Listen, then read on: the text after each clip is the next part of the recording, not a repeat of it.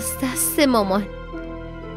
خوبه بهش گفتم اول دختره رو من ببینم و خودش رفته تنهایی قرار گذاشته. به نظر من که اینجوری خیلی بهتره.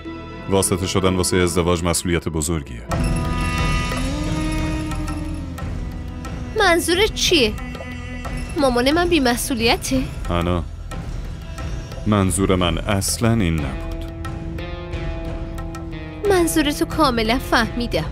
نمیخوای مامانم واسطه ازدواج دوستت بشه. میدونی چیه؟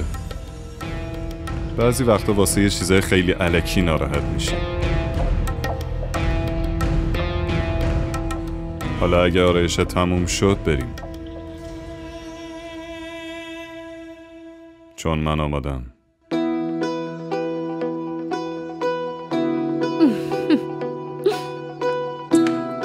یه لحظه. آماده ای؟ یقتو درست کن. خوب شد. مرسی. بریم. بیا بریم.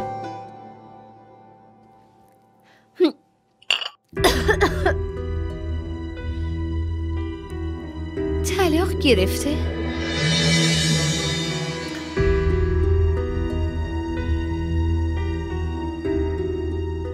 آره. که اینطور؟ ولی چرا؟ راستش چی بگم براتون؟ ما نمیدونستیم که پسر روانیه. پسر که هیچی، مامانش از اون بدتر و ظالم‌تر بود. من درست نفهمیدم خاله، منظورتون از روانی چیه؟ همش جنگ و دعوا و کتککاری، شک و تردید. بچه من که صبوری به خرج میداد و همه چیزو تحمل میکرد، ولی وقتی دیگه از حدش گذشت ما هم طلاقشو گرفتیم. که اینطور؟ ولی خب خاله اگه کسی مریض باشه اونو دوا درمون میکنن.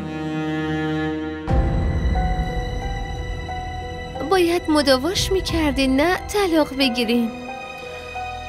و خاله، من و اسین دوست دوران کودکیم. اعضای خانواده‌اش اینجا نیستن که بتونن بیان خواستگاری. میدونم پسرم، ارسلان بهم گفته بود.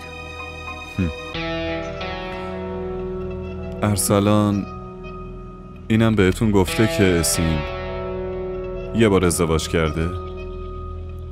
آره گفته بود، همه چی رو برام تعریف کرد. فکر کنم راجع به دخترمم به اسین یه چیزایی گفته باشه. زندگی خیلی سختی رو گذرونده. میتونم بفهمم. حالا بهتره این حرفا رو بذاریم کنار، در مورد آینده حرف بزنیم. باشه پسرم، ولی یه چیزی بخورید. بفهمید.